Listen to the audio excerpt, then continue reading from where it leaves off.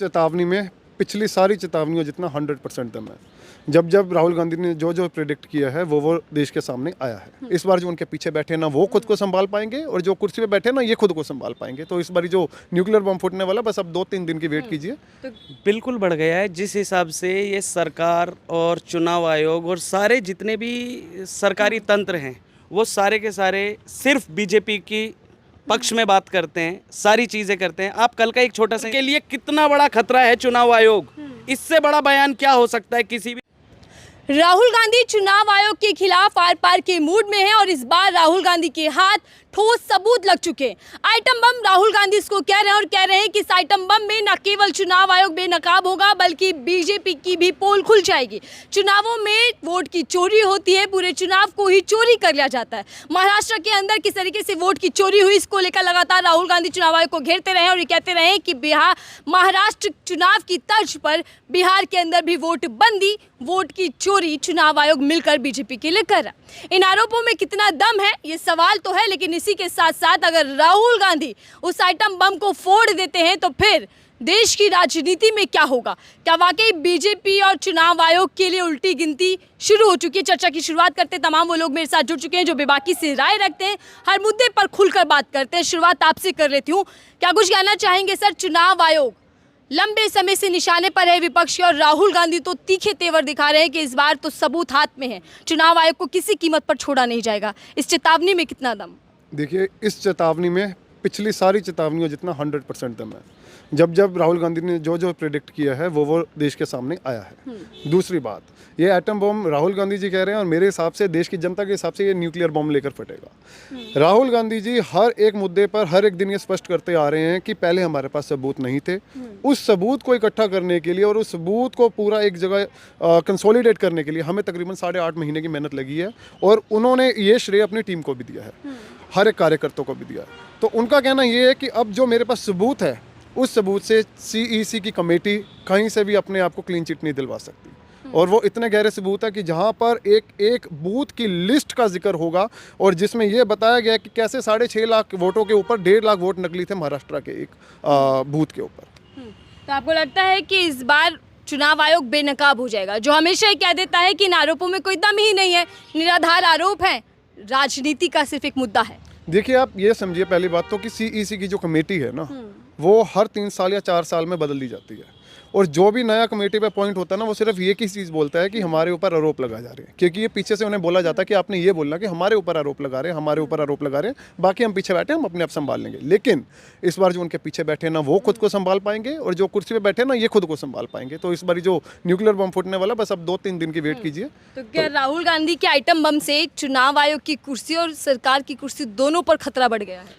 बिल्कुल बढ़ गया है। जिस हिसाब से ये सरकार और चुनाव आयोग और सारे जितने भी सरकारी तंत्र हैं वो सारे के सारे सिर्फ बीजेपी की पक्ष में बात करते हैं, सारी चीज़ें करते हैं। आप कल का एक छोटा सा इंसिडेंट देखिए, नेता विपक्ष हैं, है ना भाई, विपक्ष के सबसे बड़े नेता हैं लोकसभा में भी, और वो एक बयान देते हैं, मीडिया उस बयान को डीफ्रेम करने के लिए कल सारे जितने भी गोदी चैनल्स हैं सब में उनमें शाम का जो प्राइम टाइम डिबेट होता है वो मालेगांव ब्लास्ट को लेके होता है।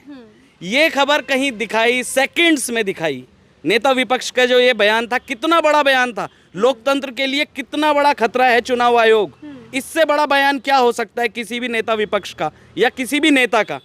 तो गोदी मीडिया दिखाता है कि मालेगांव ब्लास्ट में ये हुआ ये हुआ, एक नैरेटिव ही अलग बदलने की तैयारी है। रही बात चुनाव आयोग की, तो चुनाव आयोग को इस पे अपनी स्पष्टता से चुनाव की जो वोटर लिस्ट है वो दिखाए। कितने दिन से हमने महाराष्ट्र की चुनाव लिस्ट मांग रखी है, राहुल जी ने वो चुनाव लिस्ट दिखाने को, वोटर लिस्ट देने को तैयार नहीं है। अब वोटर लिस्ट नहीं देंगे, अब क्या ही बचा है उसमें? आप बताइए तो सही, उसमें क्या ही बचा है? आप लिस्ट देने में आपको क्या इशू है ना?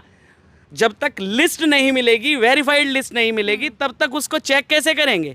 कर्नाटक की बात है, जो कर्नाटक का जो एटम बम का मुद्दा है, वहाँ हमारी गवर्नमेंट है, वहाँ हमारे BLOs हैं, वहाँ हमारे ERO ARO हमारे हैं। स्टेट गवर्नमेंट का कुछ तो स्टेक होता है ना, तो वहाँ हमारे हैं ये लोग। वहाँ हमने अपने एसेट्स लगा के पिछले 8.5 महीने में ये तैयार किया है डाटा।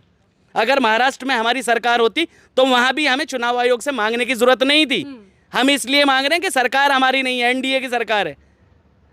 है ना। तो इस हमें खाली वोटर लिस्ट ही तो मांग रहा है एक आदमी। ठीक है। तो आपको लगता है कि महाराष्ट्र चुनाव में खेला हुआ ये बात, इसके सबूत बिहार चुनाव से पहले आ जाएंगे? महाराष्ट्र में भी हुआ, हरियाणा में भी हुआ, मध्य प्रदेश में भी हुआ। आप सोचिए तो इनके पास कुछ बचा नहीं है आगे दिखाने के लिए। इनका, बीजेपी का और आरएसएस का सिर्फ एक ही मोटिव है, किस तरीके से हमें सत्ता रिटेन करनी है, बस इनका, और इसके अलावा कोई कारण नहीं।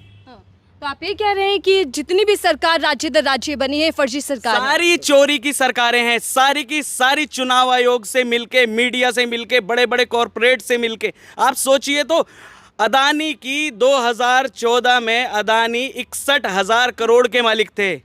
आज अदानी 4,91,000 करोड़ के मालिक हैं। पिछले 11 साल में 8.5 गुना उस आदमी के एसेट बढ़ते हैं। हम लोगों की कितनी कमाई हुई, एक आम जनता की कितनी कमाई हुई, आप देखो तो 85 लाख लोग, 85 करोड़ लोग राशन के लिए मोहताज हैं, 5 किलो चावल और गेहूं के लिए मोहताज हैं।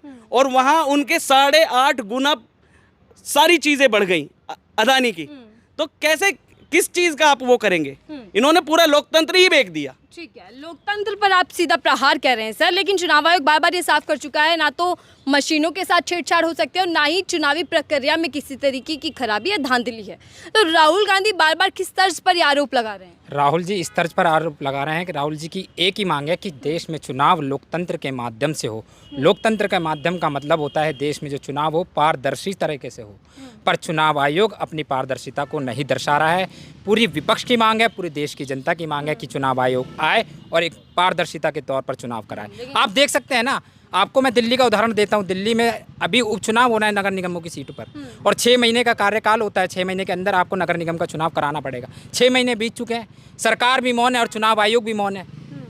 मांग कर रहा है तो विपक्ष मांग कर रहा है आइए, क्यों? क्योंकि पता है भाजपा को कि हम बैकफुट पर आ चुके हैं। 6 महीने को सरकार को हो चुके हैं, जगह जगह नफरत का बुलडोजर चल रहा है, गरीबों को उजाड़ा जा रहा है। देख सकते हैं आप किस तरह से झुग्गियों को हटाया जा रहा है। लोग दर दर परेशान हो रहे हैं, शिक्षा के लिए भटक रहे हैं, लोग रोजगार के लिए भटक रहे हैं। जो झुग्गियाँ 40 साल से झुग्गियों में लोग रह रहे थे, अपना जीवन निर्वाह कर रहे थे, उनको ऊपर से आसमान बरस रहा है और नीचे से बुलडोजर बरसा रहे हैं। कहाँ जाएगा वो गरीब? मोदी जी कहते हैं कि सबका साथ सबका विकास, बुलडोजर से सबका साथ सबका विकास होता है, ऐसे होता है क्या? कहाँ है चुनाव आयोग? आइए चुनाव आयोग, दिल्ली में उपचुनाव होना है, कराइए। क्यों बीजेपी के कहने पर आप पीछे बैकफुट पर जा रहे हैं? आज ही चुनाव की घोषणा करिए और आने दीजिए, करवाइए उपचुनाव, फिर देखते हैं चुनाव आयोग की पारदर्शिता। ठीक है, लेकिन सर चुनाव आयोग तो निष्पक्ष और स्वतंत्र संस्थान है ना, उस पर बार बार आरोप लगाना कितना सही मानते हैं? एक बार जो आपने बोला है, आप एक बार अपने मन से पूछिए, क्या ये सच में है? मैं आपका कि सवालों के कटघरे में चुनाव आयोग सही तौर पर आपका उत्तर जानना चाहता हूँ। आप अपने दिल से पूछिए, क्या सच में है निष्पक्ष? मैं कैमरामैन से कहूँगा आपकी तरफ दिखाएं और आप ये बताएं कि सरकारी आंकड़े और दावे के तौर पर तो वही कहा जाएगा कि निष्पक्ष और स्वतंत्र पारदर्शी तरीके से चुनाव होते हैं। सिर्फ कहा जाता है, असलियत का इससे कोई वास्ता नहीं है, यही हकीकत है। आपने भी ये चीज़ मानी। और देखिए, मैं हर बार यही कहता हूँ कि मीडिया को देश का चौथा स्तंभ कहा जाता है। आज उस चौथे स्तंभ को तार तार करने की कोशिश की गई सरकार द्वारा। सरकार ने षड्यंत्र रचा, शासन का इस्तेमाल किया, प्रशासन का इस्तेमाल किया, और जिसको मीडिया को चौथा स्तंभ कहा जाता था उसको तार तार करने की कोशिश की। आज सच दिखाने से लोग डरते हैं। आज लोग बात नहीं करते बिहार में वोट चोरी हो रही है। आज लोग बात नहीं करते कि राजस्थान में, छत्तीसगढ़ में, मध्य प्रदेश में और उसके बाद हरियाणा और महाराष्ट्र में वोट चोरी हुई। इस पर बात नहीं करना चाहते। बात करना चाहते हैं जिससे टीआरपी मिले, बात करना चाहते हैं कि जिससे मोदी जी खुश हो जाएं। तो ये देश लोकतंत्र है, मैं बार बार यही कहता हूँ, ये लोकतांत्रिक देश है। इसमें कोई भी सरकार आए, लेकिन मीडिया को बिल्कुल सहज होकर काम करना पड़ेगा। तो आपको लगता है कि मीडिया देश का सिर्फ और सिर्फ मोदी जाप करने में व्यस्त है? इसमें भी कोई शक नहीं है। मैं फिर चाहूंगा कि इसमें भी आपकी शक्ल दिखाई जाए, आपको हंसी। लेकिन देखिए, चौथा स्तंभ देश के लिए होता है, जनता की आवाज होता है, विपक्ष की आवाज को उठाने के लिए होता है। लेकिन यहाँ जब विपक्ष बोल रहा है कि चुनाव आयोग धांधली कर रहा है, वोटों की चोरी कर रहा है, तो चुनाव आयोग तो अपने आप को क्लीन चिट दे रहा है। आपकी जानकारी के लिए बता दूं कि मैंने भी मीडिया की पढ़ाई करी थी, और जब मैं मीडिया में काम करने गया ना, तो जब मैं कोई स्क्रिप्ट लिख के आगे देता था ना, तो उस स्क्रिप्ट को इसलिए रिजेक्ट कर दिया जाता था क्योंकि वो साहिब के खिलाफ थी। वो साहिब जो सरकार पे बैठे हैं, सत्ता में बैठे हैं। आज ये लोकतंत्र है। इसीलिए मैं उस जगह से वहाँ, मैं जहाँ अपना जमीर बेचकर काम करना हो वहाँ आप काम नहीं कर सकते, ये हकीकत है। और अगर आप सच दिखा रहे हैं तो इसका मतलब कि आपके अंदर हिम्मत है, उस सरकार से लड़ने की हिम्मत है, उस शासन प्रशासन से लड़ने की हिम्मत है, उन दो लोग जो अंबानी अडानी के गुलाम बने बैठे हैं ना, उनसे लड़ने की हिम्मत है, इसलिए आप सच दिखाने की हिम्मत रखते हैं। तो आपको लगता है कि चुनाव आयोग भी साहिब के लिए काम कर रहा है? No doubt, 110% sure. तो चुनावों की चोरी हो रही है बिहार के अंदर, इसका मतलब 100% वोटों की चोरी हो रही है। ये सत्ता के लिए कितनी नीचे तक जा सकते हैं, इसका मैं क्या ही बताऊं।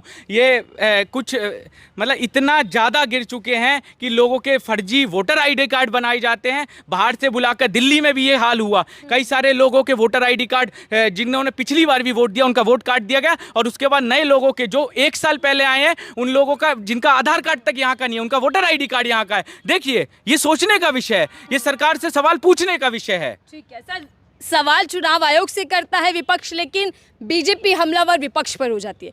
बीजेपी कह रही है कि सियानी बिल्ली खंबा नोचे, जीत पाते नहीं है कोई चुनाव, और कभी ईवीएम तो कभी चुनाव आयोग पर दोष मर दो। जो मुद्दे उठाए जा रहे हैं, बीजेपी और आयोग, बीजेपी को हटा दो, आयोग उसका निष्पक्ष तरीके से उसकी जांच करे और उसका जवाब देना। क्यों पीठ पीछे छिप जाते हैं, क्यों चीज़ों को डाइवर्ट करते हैं कि चुनाव हार जाते हैं?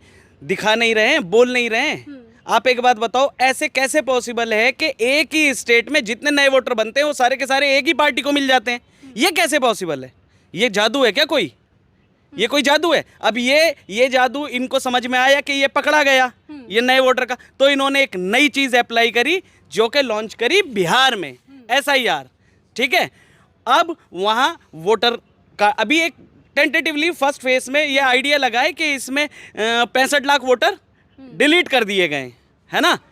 वहाँ क्योंकि इनकी पुरानी चोरी पकड़ी गई तो इन्होंने ये नया लॉन्च किया है। अब वहाँ जबकि NDA के जो साथ में हैं, वहाँ बीजेपी और JDU साथ में गवर्नमेंट चला रही है, लेकिन बीजेपी के नेता उत्तर प्रदेश के बिजली मिनिस्टर जाके बयान देते हैं कि नीतीश कुमार कैसे फ्री की बिजली। इनमें आपस में ही इतना फाड़ है, बहुत सारी चीज़ों को लेके इनके जो सांसद हैं वो उसके खिलाफ बयान दे रहे हैं कि SIR बिल्कुल भी एक ठीक चीज़ नहीं है, लेकिन उसके लेके इनके कान पे जू चलती ही नहीं है। ठीक है, मैं आखिरी सवाल आपसे कर रही हूँ सर, क्या आपको लगता है कि बिहार में वोट की चोरी से पहले आयोग की चोरी पकड़ी जाएगी? मैम, आज ना राहुल गांधी जी ने कोट किया है, उन्होंने बोला था election system in India is already dead. ठीक है, इसके ऊपर कोई बात और रह ही नहीं गई है। मैं आपको फिर वही बता रहा हूँ, जो एटम बम फूटने वाला है उसके बाद ये सारा विजिबल हो जाएगा, ट्रांसपेरेंट हो जाएगा। बस ये है कि चुनाव आयोग नीति को अपने आप को बचाना होगा किसी तरीके से कि हम क्या बहाना लगाएं, और इस बार वो बहाना लगा नहीं पाएंगे क्योंकि सबूत पुख्ता है और पुख्ता सबूत जो है पब्लिक के सामने रख दिए जाएंगे। ठीक है, धन्यवाद। अब चुनाव आयोग के खिलाफ राहुल गांधी का आइटम बम फूटने वाला है। देखना ये होगा कि राहुल गांधी क्या बड़े खुलासे करते हैं और चुनाव आयोग के खिलाफ कितने सख्त और ठोस सबूत रखते हैं। क्या उससे चुनाव आयोग वाकई बेनकाब हो जाएगा और जो चुनावी प्रक्रिया है वो पारदर्शी बन जाएगी? इस रिपोर्ट को लेकर आपकी राय जरूर साझा कीजिएगा।